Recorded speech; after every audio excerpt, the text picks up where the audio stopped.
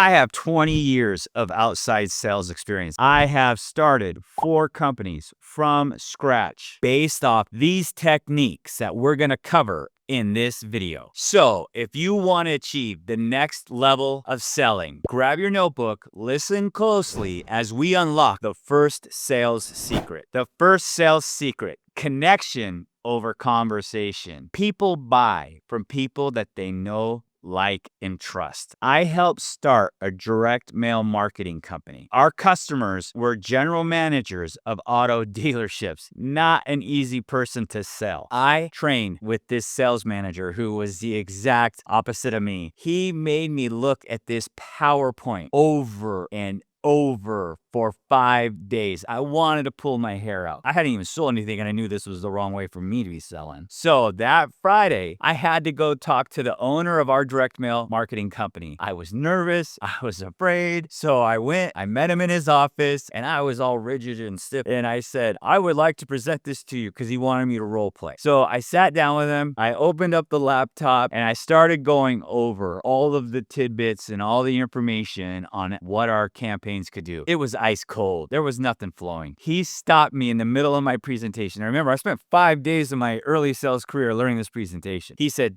Dan, stop. Why don't you close that computer? And I looked at him and I said, but I spent 4 days on this. He said, hey, let's start from the beginning. You leave the computer in your bag and you walk in the way that you would like to do it. I said, okay. So I put the computer down. I walked into the room. I said, hey, Doug, how you doing? My name's Dan. Nice to meet you. In his office, he had all this college football pictures and trophies. And I just started asking him about his trophies. And I just started asking him about his college career and how much he loved the university I went to. And we started talking about that. And my wife went to the same university and we really started connecting. And then I said, hey, Doug, thank you so much for your time. I'd really love to tell you about this campaign that we do. We're helping a lot of dealerships sell a lot of cars. And we just started flowing and going. Man, at the end of it, he said, Dan, don't you ever go to a presentation or an offer with that computer again. I can tell you, I felt like weights had fallen off my back. Shackles had come off my hands and feet. And I was dancing. And that's when I learned at a very, very early sales age that connecting with the customer is paramount. You want to make sure that you can listen and learn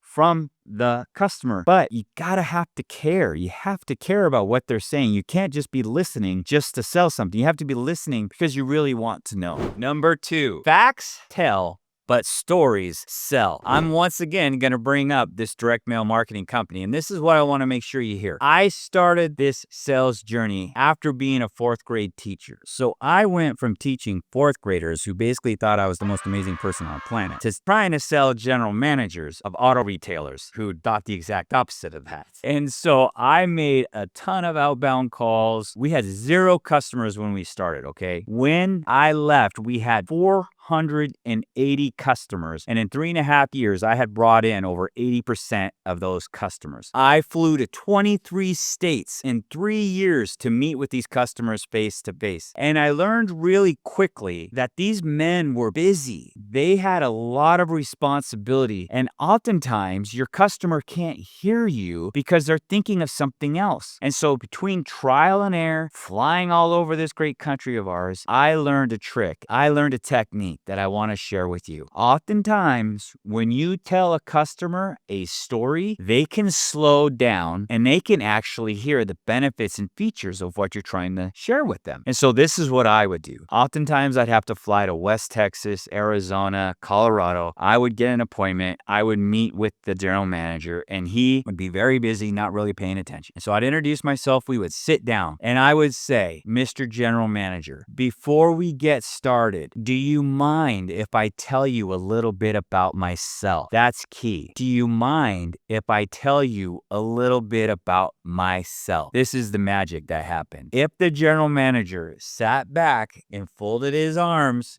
I'm telling you, 60% of the time they were signing that day because they could actually hear what I was saying and what I was offering. So I'd encourage you to tell a story, tell your story before you start telling about your product. Because remember, facts tell, stories sell. The third thing is consistency builds credibility. I have been in the outside sales profession for 20 years. I have trained dozens and dozens of salesmen and saleswomen. And I can tell you, the most effective salespeople that I've trained, and this is a little Dan Can phrase here, they create their own dust. What do I mean by that? They follow up when they say they're going to follow up. They email the necessary information. They write handwritten letters. They make videos and send them to their contacts. They're always in motion, consistently doing the blocking and the tackling, if you will, to get that win. Consistency shows radical professionalism. It shows the customer value, and it proves to yourself that you are going to earn that sell. The 20 years that I've been in sales, I can tell you the people that typically don't do well is they're sporadic, they don't follow through, and they don't consistently do what they say they're going to do. These are big warning signs to anybody who's going to give you $1 or $120,000. You want to be consistent because that's what the top 1%ers do day in and day out. The next secret we're going to be unlocking is confidence through competence. The best 1%ers know their product. They know their service. They know what they're providing. They know the value. They know it inside and out. Whatever that is. If you're selling a plane, a house, a car, shoes, a service, software service, you want to be the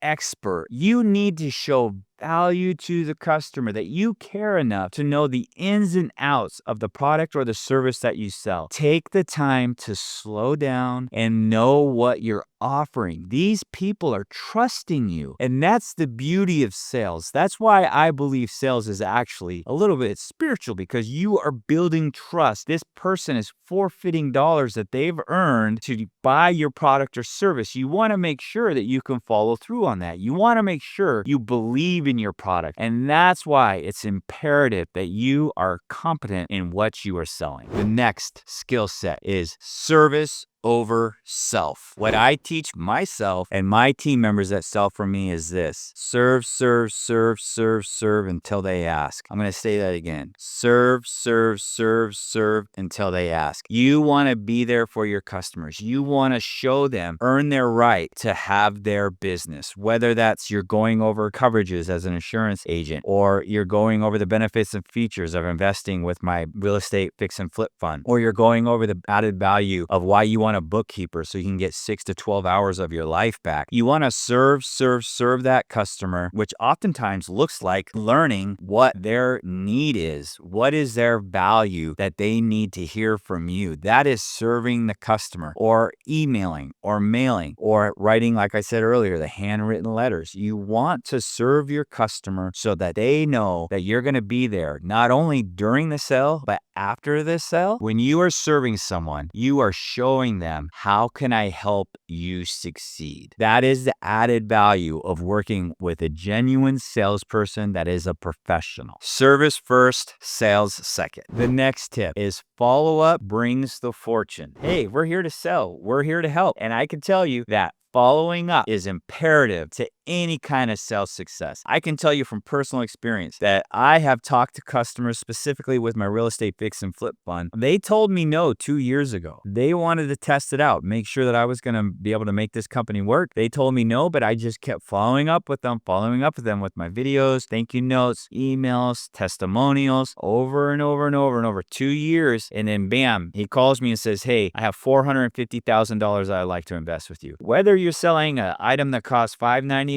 or $450,000, the principle is the same. Follow-up brings fortune. You have to earn a lot of customers' respect. You have to show longevity. One of the gentlemen that I mentor, he got into real estate 4 years ago. And I told him at the very beginning, I said, hey, listen, this is what it's going to look like. Some people are going to go with you just because you're a great guy. But I want you to know that 30 to 40% of them are going to go with you because they're going to watch you. They're going to make sure that you stick this out. They're going to make sure that you're going to be a sales professional, that you really are going to be a real estate agent. And when you know it, 4 years in, a lot of those people that told him no or have been watching him, they're coming on board in regards to listing their home or going to buy their second home or their third home or maybe a rental. And so if you're starting your career and you want to be a 1%er, I want to share this wisdom with you, okay? Write this down: 1, 3, 5, and 10. Your first year is going to be brutal. just chalk it up. It's going to be hard. Your third year, you're going to go through different seasons. You're going to do really well. The fifth year is when you really start making some fantastic money, and statistics show if you can make it to the 10th year, you're going to have a fantastic business. So write that down. 1, 3, 5, and 10. Those are the benchmarks. When I meet with men and women that want to get into business, I share that with them every single time to give them perspective. This is not a short haul. This is a long haul business. And if you can follow up, if you can have that perseverance, okay, if you can provide, protect, and promote, do those things, you're going to have a fabulous,